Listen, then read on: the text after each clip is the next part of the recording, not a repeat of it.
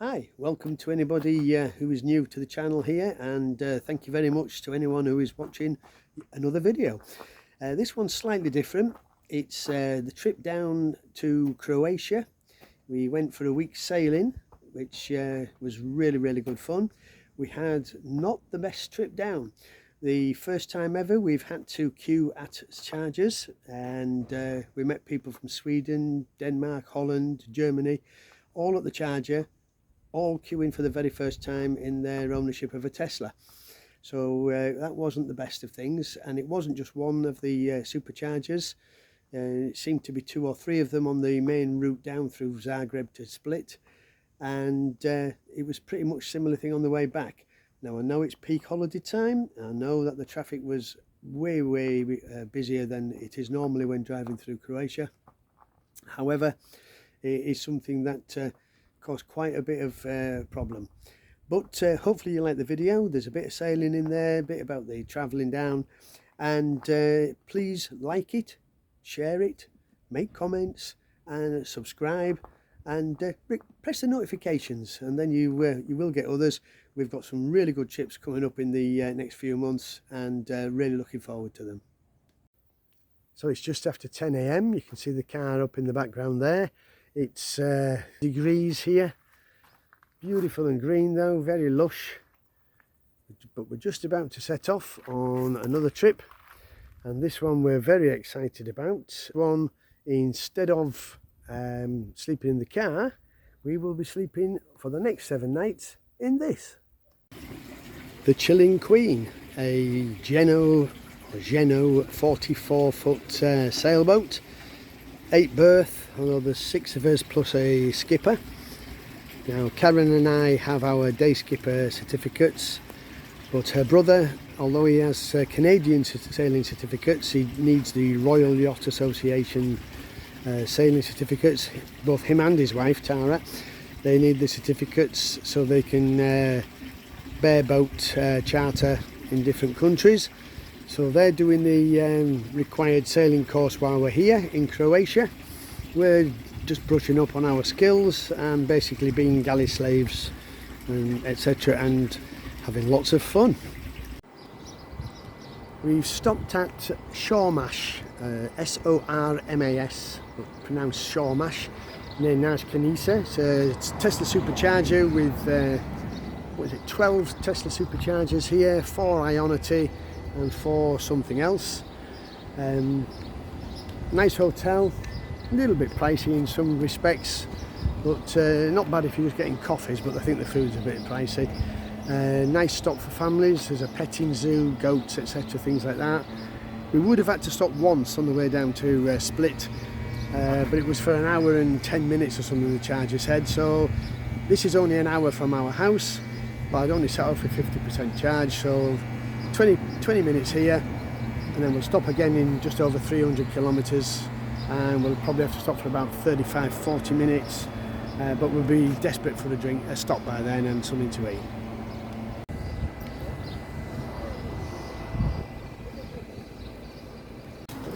Here's a nice sheltered outdoor seating area, fans going, toilets available for anyone at the chargers. There is a little shop in the hotel as well. You can buy various things in here.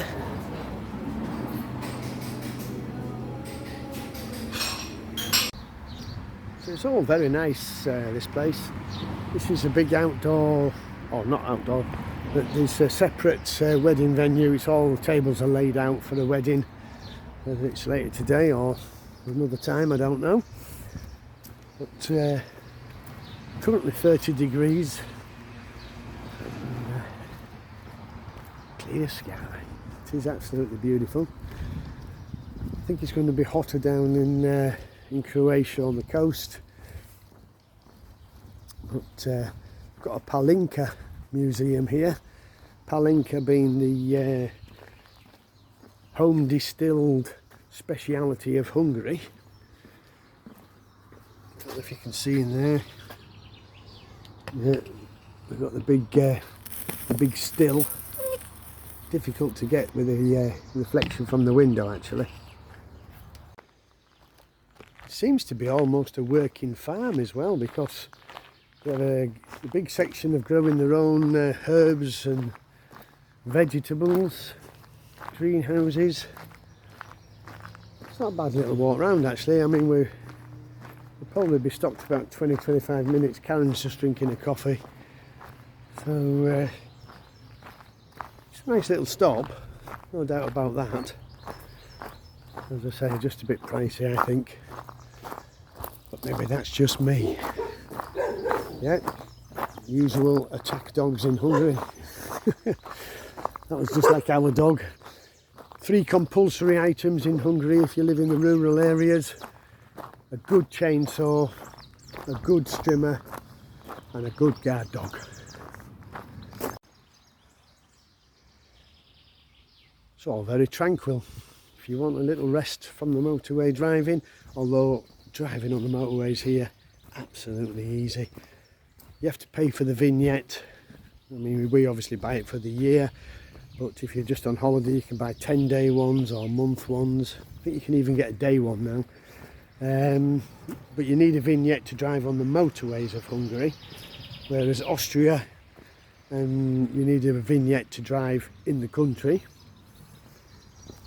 France, Italy, just tolls. Germany seems pretty okay unless you're going into the cities, and you need the critter stickers. You need the critter stickers in France as well. Bratislava, you need the vignettes just for the motorway.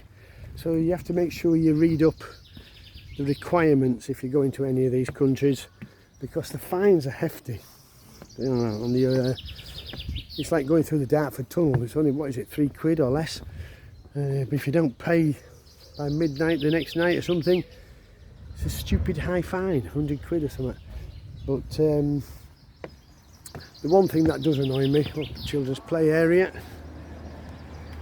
One thing that bugs me is why you have to have stickers in the windows in this day and age.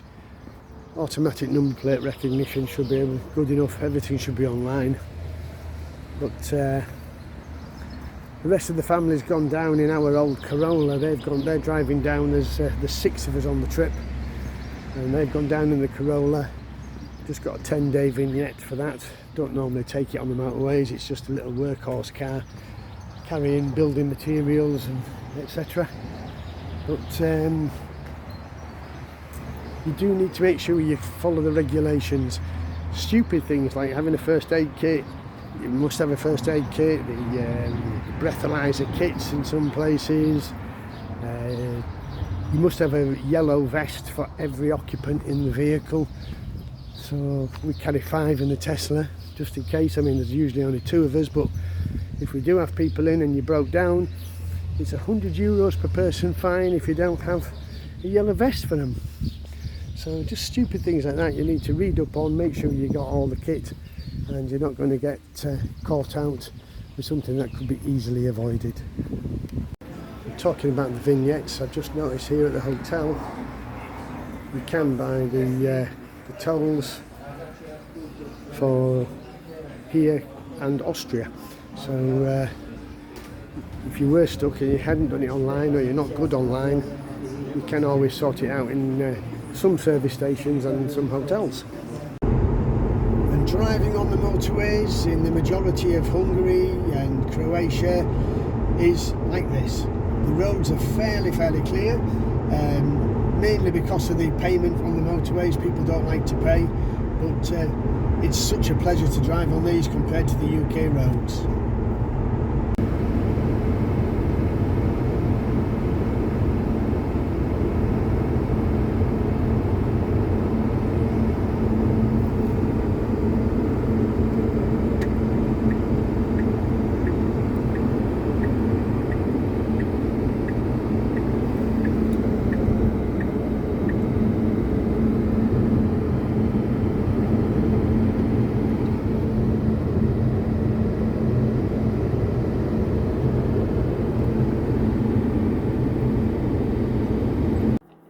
Now this is a first for us. We're at Otokak in Croatia.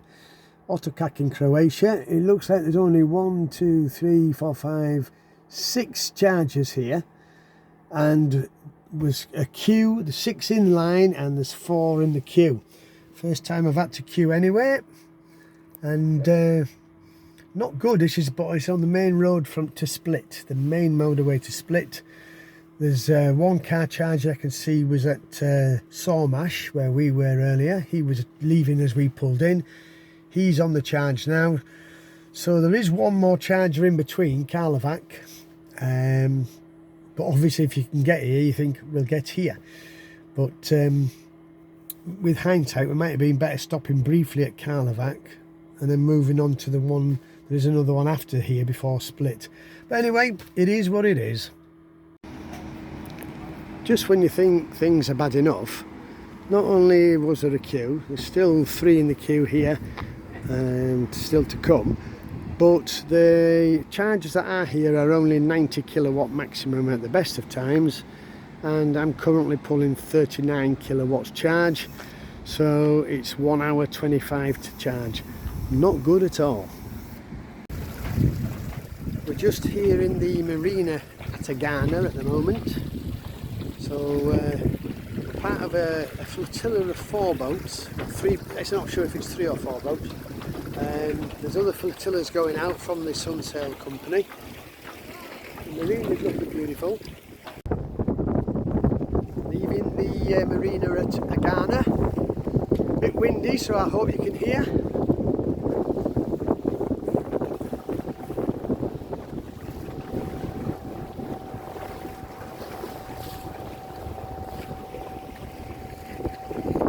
At the helm.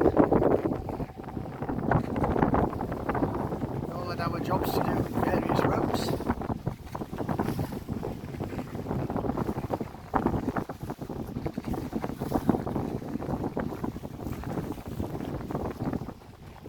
"35 degrees, maybe 34 actually, 33, 34, but bloody hot and lovely."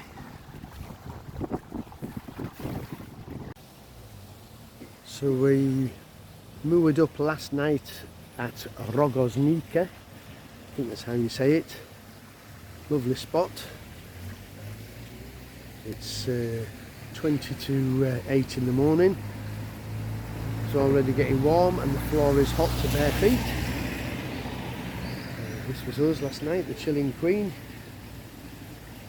And we enjoyed a lovely meal on the boat. And then over there, watching England beat Slovakia 2-1 last night. From the back of the boat, we've got the double helm on this one, and I'm just down on the swim deck with the plank. It doesn't look too steep up to that dock there, but it's quite steep, isn't it? It's amazing. It's only about 3 feet. It feels very dodgy walking across it. But anyway, so you've got seating there, got the canopy, thank goodness, for the sun, and got a big catamaran next door to us, and others in our flotilla. It's just lovely. So we've climbed many steps to get to the top of the fortress at the port on the marina where we moored last night, which is Skradin. We came up that river, freshwater river, to a freshwater marina. It's probably about 4 miles down to seawater again. It was a nice cruise up, but we were on the motor because the wind had died down. And then today, unfortunately, we're forecast lightning storms and high gusty winds, so we might not be going out until later. But the marina was nice. We're just down the bottom there. And on top of the fortress, if you can hear me because of this wind.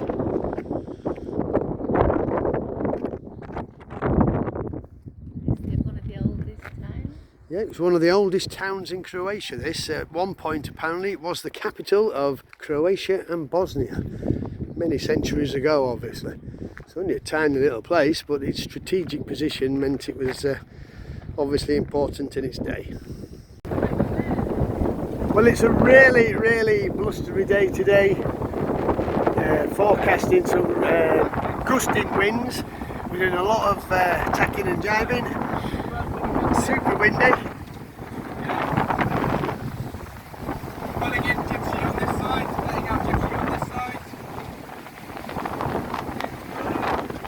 going to do a ready about.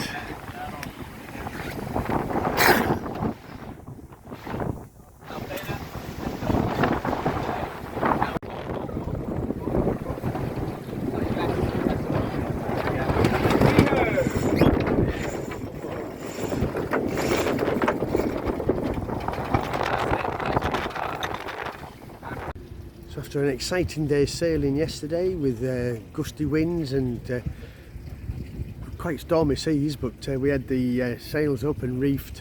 It was really good fun. We stayed last night at this place, which is the Mandalina Marina near the town of Šibenik. It's not the prettiest of marinas that we've been in, but it's got really good facilities. Consum supermarket, nice showers and toilets. Quiet night's sleep as always. Much nicer day today. Forecast to be mid-30s. And then as well as a day's sailing, we are preparing for a night passage today for Derek and Tara to hopefully get their night sailing section of the course out of the way and pass successfully. Might not be able to hear this because of the wind, but this is the island of Zlarin, Z-L-A-R-I-N. We anchored up here just outside the town for lunch. Nice and calm spot. Beautiful weather still, good wind for sailing. So we're back out this afternoon for some more fun.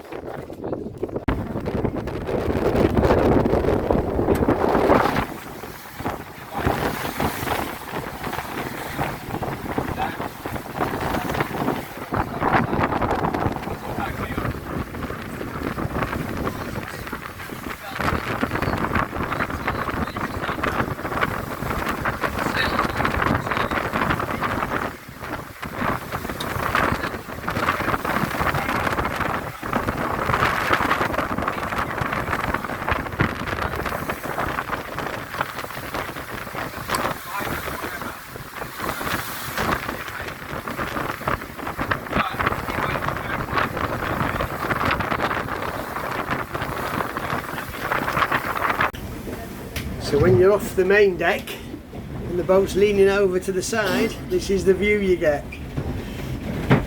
Wow!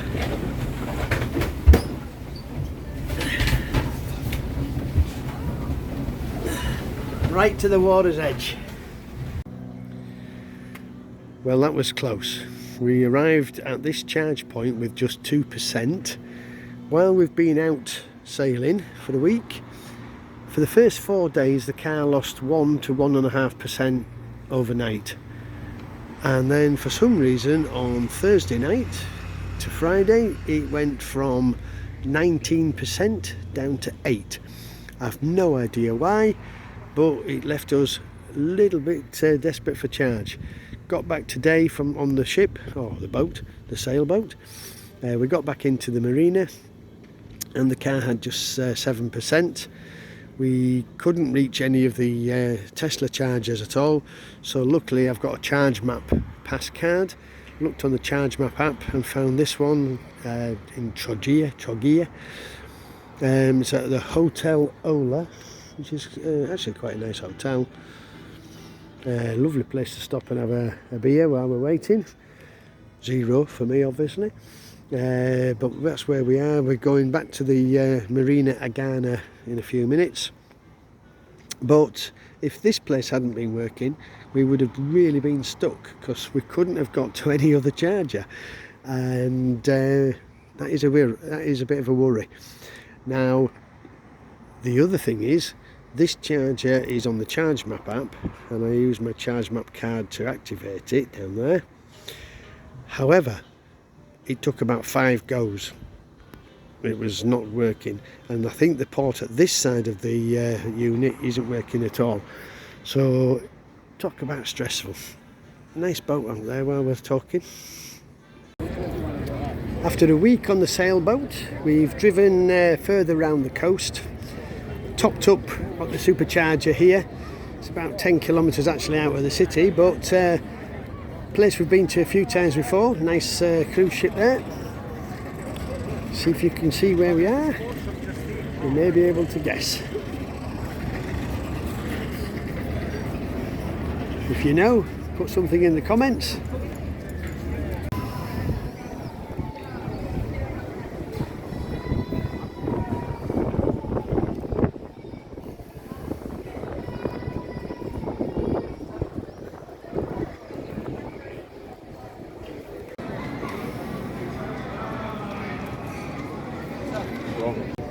Of course, here we have the Diocletian Palace, parts of which inside were used in the Game of Thrones series, the Dungeon of the Dragons. Been to quite a few of the Game of Thrones locations, some of them by accident, some of them on purpose.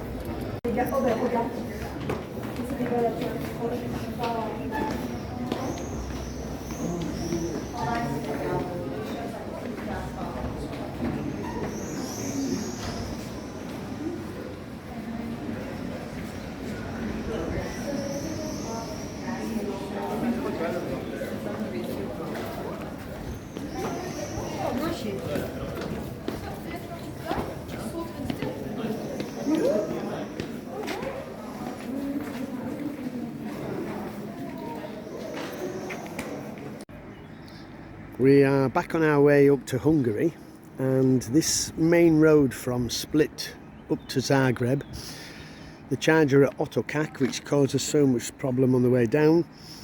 We're looking on the internet early doors, or on our trip as we were coming up, and it said 6 stalls available. Obviously everybody sort of left Split at the same time on a Sunday morning. Get here and queuing. And not only is it queuing, it's saying it's a 40-minute wait time, but the chargers are only charging at half the level, charging about 49 kilowatts. So it's taking ages. This is a prime example of we need either more superchargers in this location or more superchargers along the route, especially during the holiday season.